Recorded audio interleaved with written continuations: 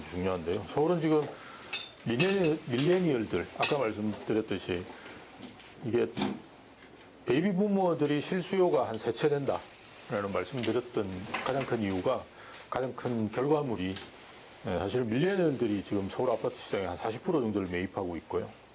아주 특이한 구 같은 경우는 거의 60% 가까이 되고 있어요. 근데 본인 돈인지 아닌지는 잘 모르겠는데요. 적극적으로 매수를 하고 있습니다. 그래서 40대보다도 훨씬 더 최근에 많이 사고 있습니다. 그래서 밀레니얼들이 어디 사는지 이런 것들을 굉장히 중요시 하는데요. 새 아파트 인기가 엄청납니다. 저희 조카들도 집 사는데 같이 따라가 보면 5년 지나면 구축이라 그래요. 제가 신혼을 한 10년 된 아파트에서 했는데요. 너무 깨끗해서 너무 행복했었거든요. 근데 요즘 젊은 세대는 가성비를 엄청나게 따집니다. 그래서 저는 사실은 영끌이라든지 이런 말들은 좀 이해는 잘 안 됩니다.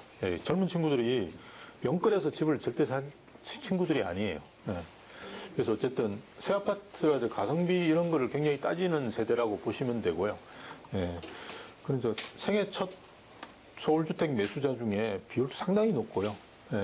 뭐 30대, 20대들이 최근에 이제 주택 매입이 계층으로 떠올랐는데, 아까 말씀드렸던 그런 부모님들 도움을 좀 받고 하는 거고요. 실제로 근데 최근에 이제 조카가 그 과천에 있는 레미안 슈르라고 거기 이제 입주했어요. 작년인가 올해 초에 입주했는데요. 그 아파트가 분양할 때는 한 10억 정도 했었어요. 지금 한 20억 해요. 20억 하는데 10억 아파트의 마지막 이제 잔금 어떻게 쳤느냐고 제가 물어보니까 신랑이 삼성전자단이에요. 보너스 받아가 쳤대요. 그래서 그 말 듣고 제가 얘들이 살 수 있겠구나 라는 생각을 했어요. 둘이서 벌고, 그리고 대기업에 있는 분들은 뭐 결혼할 나이 요즘 늦게 하잖아요. 30대 중반 정도 하면요. 연봉 기본적으로 다 1억이 넘어요. 둘이서 보니까 우리 때는 결혼할 때 집사람한테 물어봤어요. 니 계속 직장 다닐 거가? 요즘 그런 거 물었다가는 이혼 당합니다. 그죠? 물어보면 안 됩니다. 결혼 안 하려고 그래요. 젊은 여자분들. 그러니까 우리 때는 안 그랬어요. 거의 홀벌이가 많았어요. 혼자서만 버는 사람들 꽤 있었습니다. 그래서 진짜 잘 버는 뭐 교사 이렇게 하는 그 여자친구를 눌러앉히고 본인 혼자 벌다가 잘려가지고 지금 욕을 엄청 듣는 애들도 많은데요. 둘이 벌면 가능합니다. 그래서 맞벌이 비율도 엄청나게 늘어나고 있고요. 그죠? 연소득 1억 이상 비율도 20%예요, 서울은. 이게 장난이 아닙니다. 아까 말씀드렸듯이 서울의 신축 아파트라는 게 얼마 되겠습니까? 얼마 안 됩니다. 그죠?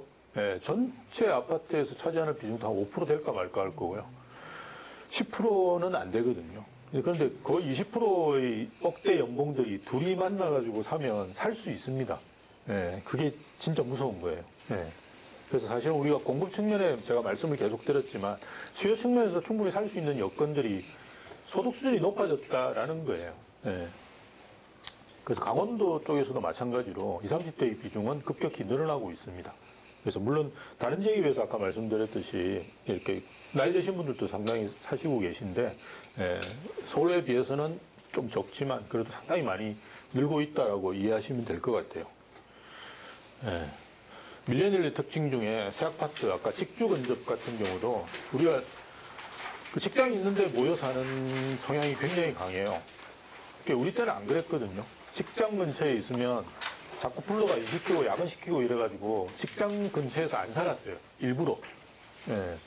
근데 요즘은 야근을 시킬 수가 없습니다. 법적으로 52시간을 근무시킬 수가 없어요. 그러니까 아무 문제가 없고 또 맞벌이다 보니까 직주 근접의 의미가 2배로 높아진 거예요. 그죠? 그래서 일자리에 무조건 붙어가서 사는 거예요. 그래서 최근에 이제 마포가 굉장히 많이 올랐는데요. 거기 아현 뉴타운 이런 경우는 정말 예전에 저는 신촌에서 학교를 다녀가 잘 아는데요. 예전엔 정말 이상한 술집이 있고요. 뭐 앵두, 입술 뭐 이런 술집이 있는 데였어요. 그러니까 정말 주거 비선호 지역이에요. 확 일본 나와서 새 아파트 지었는데요. 거의 지금 현재 실거래가는 18억 5천 뭐 이 정도 나왔어요. 30평이요. 제가 말씀드린 건 30평입니다. 60평 아니에요. 18억 5천.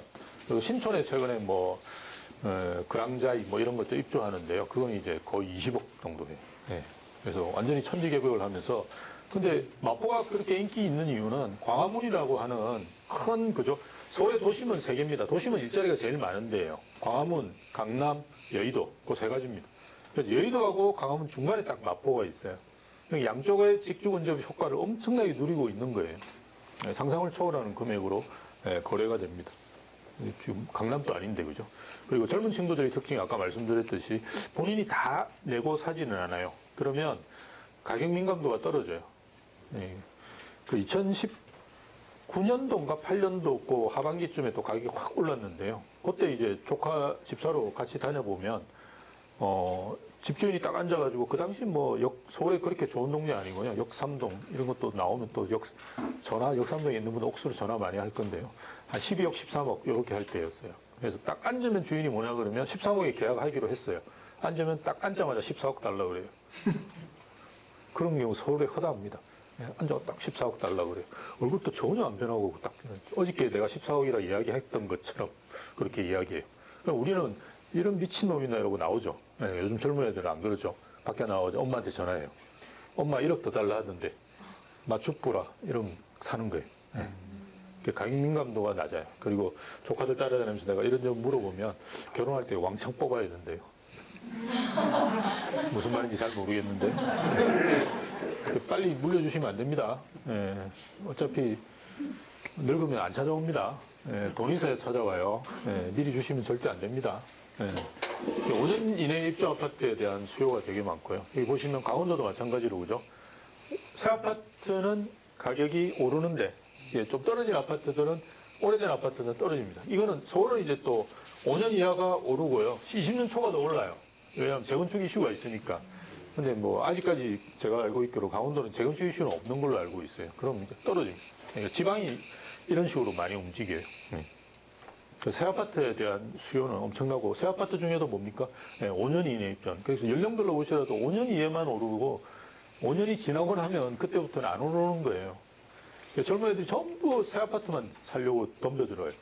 근데 정부에서 새 아파트를 못 짓게 만드니까 그리고 분양권하고 입주권은 거래를 못하게 만드니까 난리가 나는 거예요. 그래서 하나 나오면 막 미친 듯이 덤벼드는 거예요. 그래서 노후 아파트 비중 굉장히 높은 건 서울도 그렇지만 강원도도 상당히 높아요. 그래서 강원도도 아마 몇 년 지나면 이런 재건축이 될지 재개발이 될지 그죠? 아니면 도시정비 사업이 될지 어떤 형태든지 움직이실 건 맞아요. 아주 초소형 아니면 대형 이렇게 인기가 있는 시대가 옵니다. 그래서 서울은 이제 초소형이 인기예요. 초소형이란 건 뭐냐 그러면 컴팩트 맨션이라 그래도 제가 굉장히 강조하는 건데요. 뭐 양극화의 이야기입니다. 그러니까 지금 5분위 배율이라는 게 뭐냐 그러면 5분위로 갈수록 높은 아파트 가격이 높은 아파트 20% 그리고 1분위는 가격이 낮은 아파트 20% 그걸 이제 5개로 나눈 거예요. 가격이 높은 아파트 20%가 많이 오르고 가격이 낮은 아파트 20%가 적게 올라요. 이게 참여정부 때는 반대였어요. 그러니까 가격이 낮은 아파트가 저평가됐다고 해서 오르고 막 이러는 경우도 있는데요. 지금은 댐배우긴 하긴 하지만 무조건 좋은 아파트, 가격이 높은 아파트, 좋은 지역의 아파트가 많이 올라요. 그게 뭡니까? 양극화예요. 그죠? 그래서 양극화는 건 양에서 질로 수요가 이전한다는 겁니다. 옛날에는 많이 먹으면 좋았어요. 근데 요즘은 맛있는 걸 먹어야 돼요. 그렇죠? 옛날에는 많이만 사주면 좋아했어요. 요즘 아주 좋은 데 가서 맛있는 걸 사줘야지 젊은 직원들이 좋아해요. 그래서 고급, 도심 이런 것도 새 아파트 이런 것도 사실은 같은 논리라고 보시면 돼요. 그래서 초소형 이런 것도 그런 논리입니다. 예전에 우리가 큰 차가 좋았어요. 근데 지금은 작은 차도 좋은 차가 많이 있어요. 그죠? 이렇게 좋은 차 타고 가는데 옆에 아주 좋은 차가 싹 지나가요. 보면 테슬라 이런데. 보도 못한 차인데 커서 가격이 비싼 게 아니에요. 이제는 조그만 차도 가격이 비쌉니다. 그게 바로 그 양극하고 양에서 질로 바뀌는 거라고 보시면 돼요. 국민은행 자료인데요. 부자들은 매년 통계로 보면 한 9.2% 정도 늘어요. 그래서 여기 부자라는 게 현금 50억인가? 현금 20억인가? 뭐 거의 그 정도 수준을 가진 사람이에요. 그러니까 부동산도 많은 분들이에요. 이런 분들의 소득, 이런 분들이 증가하는 속도가 연간 보면 한 9.2% 정도예요. 인구는 0.5%. 경제 성장률은 지금 얼마입니까? 한 2, 3%. 그죠? 그러니까 우리가 일반적으로 알고 있는 데이터보다도 한 몇 배나 많게 돈 잘 버는 사람들이 늘어난다는 말입니다. 예. 이게 바로 양극화 사회로 가고 있는 겁니다. 참여정부에서 문재인 정부하고 큰 차이는 소득수는 2배 늘었어요. 이거 우리가 공식적인 소득 뭡니까? GDP는 딱 2배 늘었어요. 예, 참여정부가 시작할 시점이 14,000불이었어요. 문재인 정부 시작 시점이 29,000불인가 그랬어요. 그러니까 지금 뭐 3만 불 됐다가 뭐 환율 때문에 또 떨어졌다고 됐다 그죠? 이런 식으로 하는데 거의 한 3만 불 수준이라고 생각하시면 돼요. 소득은 공식적으로 2배 늘었는데요. 자산은 한 5배 늘었고요. 강남 아파트 내가 한 채 그냥 가지고 가만히 있었다. 그럼 한 5배는 최소 늘었어요. 많이 는 사람은 한 10배 늘었어요. 그죠? 아무것도 안 하고 내가 강남 아파트만 가지고 있으면 한 채만 딱 가지고 있었다 그래도 내 자산은 한 10배 가까이 늘었어요. 예.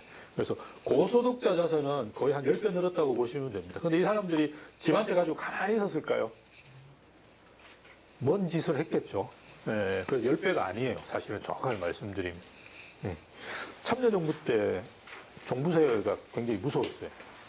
그래서 저희 형도 종부세를 냈는데요. 2007년 강남에 이제 대치동 미도 아파트라고 아주 유명한 아파트가 있어요. 지금은 별로 유명 안 한데요. 거기 살았는데요.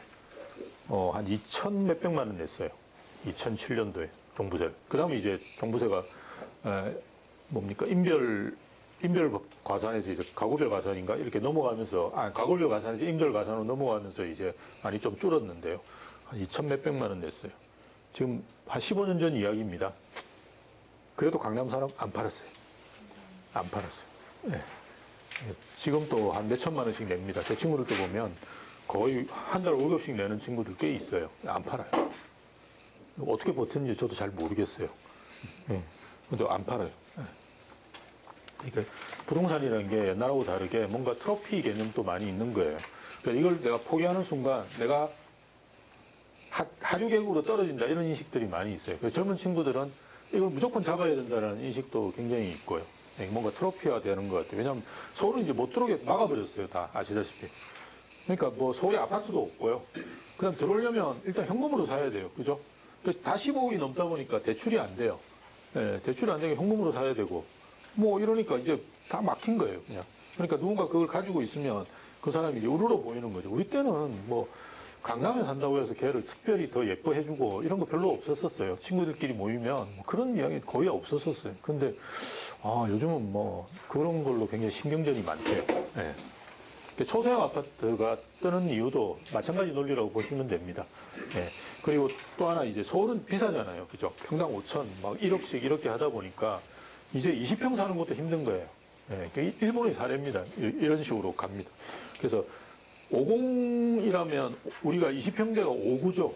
그거보다 작은 아파트인데 30보다는 큰 거예요. 그래서 방 하나 화장실 하나, 방 2개 화장실 하나. 이런 아파트라고 생각하시면 돼요. 그게 아니고 원룸은 별로 재미가 없고요. 그래서 헬리오시티에 이런 게 처음 나왔었어요. 방 2개 화장실 하나였는데 제가 저게 2007년도인가? 17년도 요때 사러 갔었어요. 7억이라고 비싸서 안 샀는데요. 지금 한 16억 해요.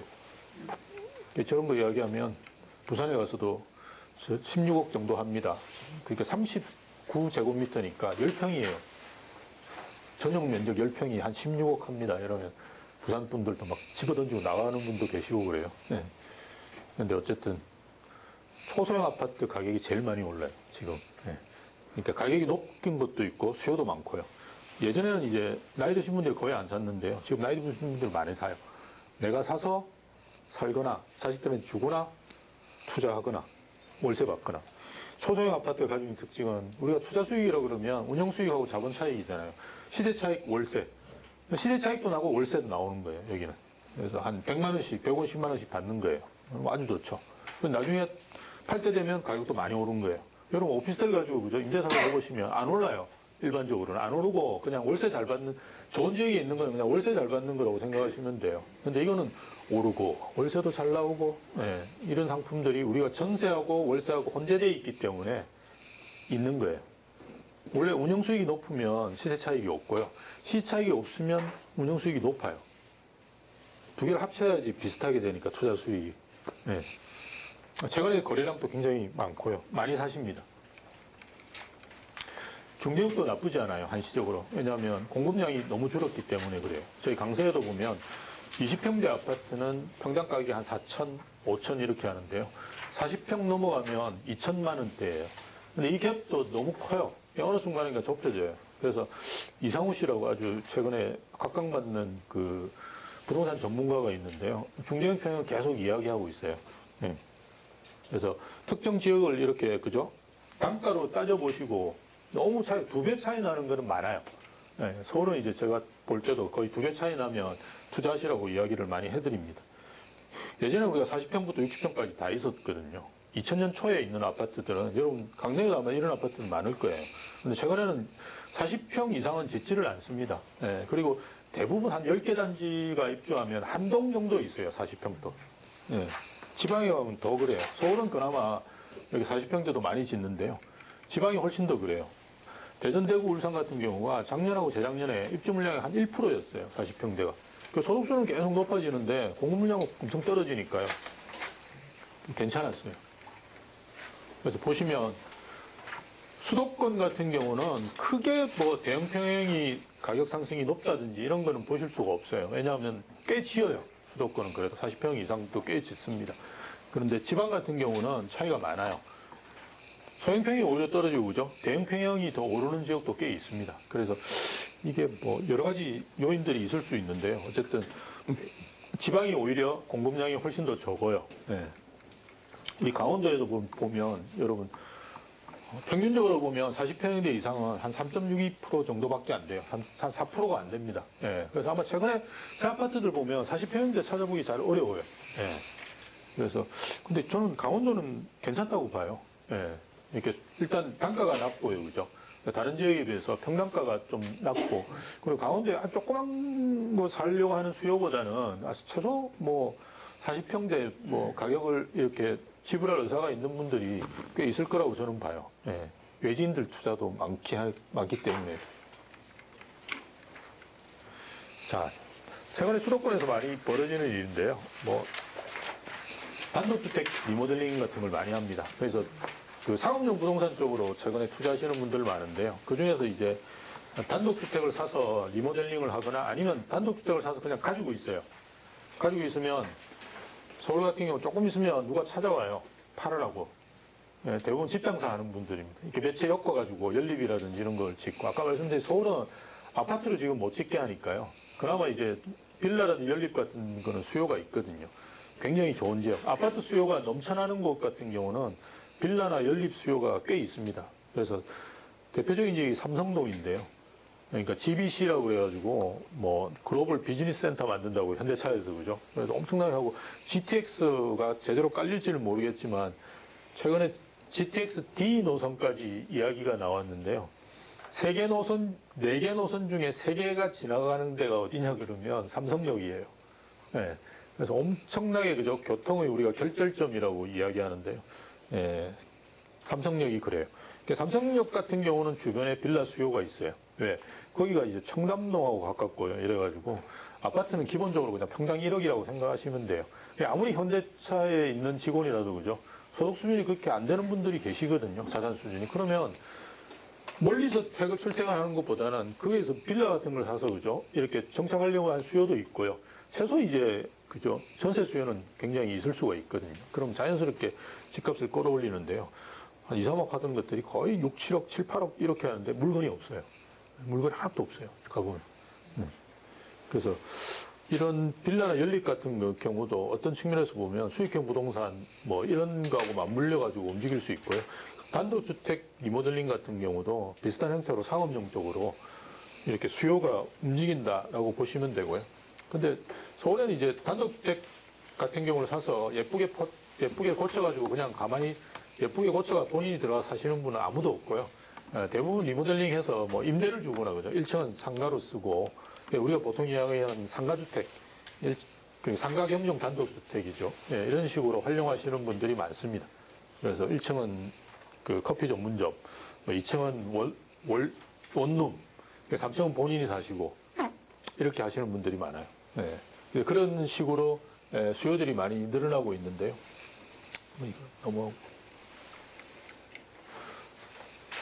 보시면 그러다 보니까 단독주택의 가격 상승률이 최근에는 많이 높은 걸 볼 수가 있습니다. 특히나 수도권보다 오히려 뭐 지방 같은 경우는 훨씬 더 그런 수요가 최근에 늘어나고 있다라고 볼 수 있고요. 강원도도 그렇고요. 부산도 그렇고요. 부산은 최근에 이제 단독주택 리모델링해서 상가경영 단독주택으로 만드는 사례들이 굉장히 늘어나고 있고요. 대표적인 지역이 이제 광안리라고 하는 그 해운대 말고 조금 후진 해변이 있어요. 예, 곡비리들이 와서 술 먹는 데 있어요. 예. 저희 고등학교 때 가서 술 많이 먹었는데요. 예. 예, 거기 보면 조금 이렇게 해변에서 위로 쭉 올라갈수록 조금 경사가 있어요. 예, 거기 단독주택들이 하나하나 저런 식으로 바뀌고 있어요. 예, 거기는 또 뷰가 나오잖아요. 그러니까 당연히 이제 이런 수요가 있는. 그러니까 해가지고는 전부 상가로 넣는 거예요. 그냥 예, 상가 중에 그 커피 전문점 이런 걸로 그죠. 완전히 탈바꿈해가지고 그렇게 가지고 있으면 월세가 나오잖아요. 그죠? 그러니까 조금 가지고 있으면 또 찾아온다니까요. 개발하는 분이 찾아와가지고 몇 개 엮어가지고 뭐 해보려고 하는 분들이 와가지고는 비싸게 팔아라고 막 이렇게 이야기하면 안 팔고 계속 있으면 계속 찾아올 때마다 가격이 올라요. 마지막에 파셔야 됩니다. 예. 그래서 보시면 서울은 토지 가격 상승률보다 단독주택, 이건 뭐 공시 가격입니다. 단독주택 가격 상승률이 높아요. 저 말은 뭐냐 그러면 단독주택이 제대로 활용되고 있다는 거예요. 예. 지금 서울에 남아있는 단독주택은 회장님 주택 아니면 정말 재개발도 안 되는 지역에 남아있는 단독주택 빼고는 단독주택이 거의 없어요. 그죠?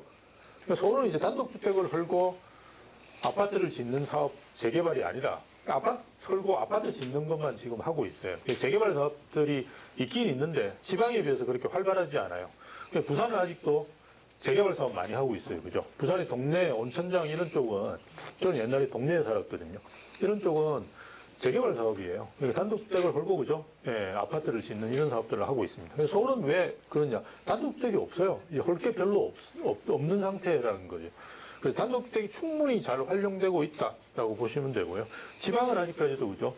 예, 단독주택이 제대로 활용 못 되는 거예요. 왜 이렇게 비교를 하느냐 그러면 단독주택에 투자하시는 거는 땅에 투자하시는 거예요. 그죠? 단독주택을 아까 말씀대로 깨끗하게 해가지고 내가 들어가가지고 잘 살아보겠다고 투자하는 사람 아무도 없는 거예요. 그냥 상업용으로 있다가 나중에 그게 필요한 사람이 왔다. 그게 필요한 이유가 땅이 필요한 거예요. 그 사람이. 그죠? 땅이 좀 넓은 한 100평 되는 땅을 만들기 위해서 단독주택 4개를 지금 매입하는 거예요. 네, 그렇듯이 단독주택은 땅입니다. 근데 좋은 땅에 나쁜 건물이 있는 거예요. 그죠? 그래서 그 건물을 헐거나 아니면 다른 용도로 바꿀 경우에 땅 가격이 확 올라가는 거예요. 서울에 있는 아파트는 지금 대지지분 한 평의 가치가 한 1억 된다고 생각하시면 돼요. 서울에 한 30평 아파트라고 해봤자 대지지분 한 10평 깔고 앉아 있는 거거든요. 서울의 아파트가 평균 10억이잖아요. 그러니까 대지지분 한 평의 가치는 1억입니다. 엄청난 걸 깔고 앉아 있는 거예요. 근데 단독주택은 최소한 20, 30평 돼요. 그러니까 서울의 단독주택은 아직도 좀 싸다고 저는 생각을 해요. 한 15억, 20억 정도만 돼도 정말 싸다고 볼 수 있습니다. 제가 말씀드리는 건 좋은데, 그죠? 만약 단독주택이 있다 그러면. 땅 가격 자체가 한 평이 이제 1억 정도 한다는 거예요. 그래서 최근에 뭐 공공재개발, 공공재건축 이렇게 이야기하고 700%뭐 이렇게 용적률을 하는데 그건 정말 바보 같은 짓이에요. 그 동의를 하는 조합은 정말 바보 같은 짓을 하는 거예요. 용적률이 올라가면 지분이 떨어지죠. 지금 현재 한 기껏 줄여봤자 한 1억은 줄여요, 보면. 부담금이 1억 정도 주는데 용적률은 2배로 높여요. 근데 여러분이 줄어드는 땅 가치는 장기적으로 한 5억 되는 거예요. 그죠? 근데 지금 1억 준다고 해가지고 거기 막 투자하시는 분들이 계세요. 그 하려고 하는 조합들이 있어요. 서울에 이제 재개발 조합 중에 잘 안 되는 데는 그거 하려고 막 지금 컨설팅도 신청하고 했는데요. 정말 말이 안 되는 짓을 하는 거예요. 그러니까 부동산은 뭡니까? 궁극적으로 땅이에요, 땅. 땅을 가지고 있는 사람이 부동산 가지고 있는 거나 마찬가지죠. 그리고 정부에서도 실제로 뭐 토지 임대부 뭐 그죠? 이런 주택 같은 경우도 마찬가지죠. 그러니까 땅은 국가에서 가지고 건물만 이제 분양하는 거거든요. 그래서 그렇게 생각하시는 것이 맞는 거고요. 실제로 여기 보면 부산이나 이런 데들은 단독주택이 제대로 활용되고 있지 않다. 즉 단독주택이 아직은 많이 있다라는 말입니다. 그런데 계속 재개발을 하게 되면 부산도 언젠가는 단독주택이 없어지겠죠. 서울도 옛날에 많았었어요. 네, 서울도 많았었어요. 다 단독주택에 살았어요. 그죠? 저도 고등학교 전까지는 다 단독주택에 살았거든요. 자, 이게 제가 보는 프로 중에 그 구해줘 홈즈라고 하는 프로를 보는데요. 이거 예전에 제가 저거 사면 안 되는데 이런 것만 권하더라고요. 그죠? 이거 여기서 권하는 주택은 사면 안 됩니다. 예, 대부분이 연립이에요. 권하는 주택들이. 왜냐하면 그 가격에 맞추다 보니까 서울에 뭐 6억짜리, 7억짜리가 어디 있어요? 다 연립 찾아가야 되는. 예, 연립 막 권하고 뭐 안에 들어가가지고 막 너무 어리어리하게 해놓은 인테리어 보고 좋아하고 정말 초보 부동산 투자자들 하는 거죠. 살기는 좋겠죠. 한 10년 살면 자산이 반이 돼 있겠죠. 그죠? 예. 근데 여기서 대전편을 할 때 이런 데들을 보여줬어요. 그러니까 거기서 원하는 게 1층에 카페로 하고 내가 위에서 살고 뭐 이런 개념이었어요. 그래서 딱 두 개 물건들을 보여줬는데 아주 좋아요. 앞에 도로가 거의 한 6m 정도, 코너 자리, 뭐 3억. 막 사고 싶더라고요, 보니까. 네. 쌉니다. 서울에 이거 갖다 놓기만 해도 정말 엄청난 가격이 될 건데요. 네, 아직까지 지방은 이렇게 하는 수요는 아직까지 많이 있는 것 같지는 않아요. 근데, 사놓고 만약 임대를, 그죠? 뭐, 카페로 주시고, 그죠? 이렇게 버티기만 하시면 어느 순간 되면 이게 가치가 드러날 거예요. 근데, 지방은 이제 위치를 잘 하셔야 돼요. 서울 아무 데나 하시면 돼요. 서울 내에만 있으면 돼요. 여러 가지 고려할 필요 없으세요. 앞에 도로 뭐 비스무리하게 6m도 아니에요. 그냥 차가 막 이렇게 비껴가더라도 그냥 차 하나 들어갈 때 정도만 있어도 정말 서울은 좋은데요. 지방은 이제 좋은 데를 잡으셔야 되겠죠. 그죠? 예. 아주 핵심 지역에 뭐 그 이면도로라든지 이런 데를 잘 잡으셔야 될 거예요. 보시면 지방은 멸실되는 주택의 대부분이 예, 단독이고요. 수도권은 단독의 멸실 비율이 낮아요. 아까 말씀드렸듯이 그냥 아파트가 제일 많이 없어지는 거지 단독은 이미 상당 부분 없어졌다라고 보실 수 있는 거죠. 근데 지방도 뭐 계속 이렇게 하면 예, 분명히 어느 순간 되면 상당히 가치 있는 투자가 될 수도 있겠죠. 예. 예, 단독에 사셔가지고 이런 생활을 유지하시는 분들만 모아가지고 한 20분 정도 살고 그렇게 자기가 상가경도 단독주택을 하고 난 다음에 한 3년 살고 난 다음에 네가 살았던 소회를 적은 책이 이런 책이에요. 이 책입니다. 그래서 단독주택 뭐 3년 후인가 뭐 아마 그럴 거예요. 책 제목이. 예. 그래서 집 사지 말고 땅 사라 이런 책 보지 마시고요. 예. 이런 책 보시는 게 부동산 공부하시는 데 훨씬 좋아요. 예. 그래서 뭐가 문제가 있는지 그저 고치면 그리고 내가 살 동안은 뭐 어떻게 해야 되는지 이런 것들을 아주 잘 세워. 여기 계신 분이 한 20분인데 아파트는 좋아하지 않는 거예요. 근데 최근에 젊은 분 중에 아파트 선호하지 않는 분들 꽤 있습니다. 예, 젊은 분들은 이제 성향이 아주 뚜렷해요. 이거 만나보면. 무조건 단독 찾거나 외곽으로 빠지려고 그래. 막 말리는데도 무조건 빠지겠다고. 근데 그런 분들이 꽤 있어요. 도시 생활은 유지하고 싶고, 그죠? 인프라를 버리고 싶지는 않은 거예요. 노인분들도 꽤 있습니다. 노인이라는데, 은퇴하신 연령계층에서도 저런 수요들이 꽤 있습니다. 그래서 이제 은퇴계층 같은 경우는 이제 수입이 줄어들죠. 그래서 뭔가 내가 새로운 상업을 해서, 그죠? 돈을 벌어야 되는 게 필요한 분들이 계시거든요. 이런 분들은 많이 이런 일을 하세요. 그래서 뭐 남자분들 많이 하는 게 목공소 같은 거 요즘. 그 왜 하시는지 잘 모르겠는데 어쨌든 목공소 해가지고 뭐 만들고 이러는 것도 즐기는 분들 계세요. 예, 그런 거를 아파트에서 못 하잖아요. 일단 공간이 없을 뿐더러 먼지 날려가지고 할 수가 없어요. 집사람한테 맞아 죽을 거예요.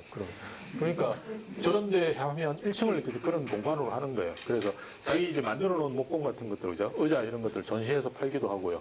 예, 그래서 취미생활 겸 이렇게 사시는 분들도 많아요. 그런 수요들이 충분히 있고요. 단독주택 투자의 핵심은 리모델링입니다. 아까 말씀드렸듯이, 그죠? 예, 단독주택 사서 그냥 예쁘게 해서 내가 들어가겠다. 이러는 분들은 안 하시는 게 좋고요.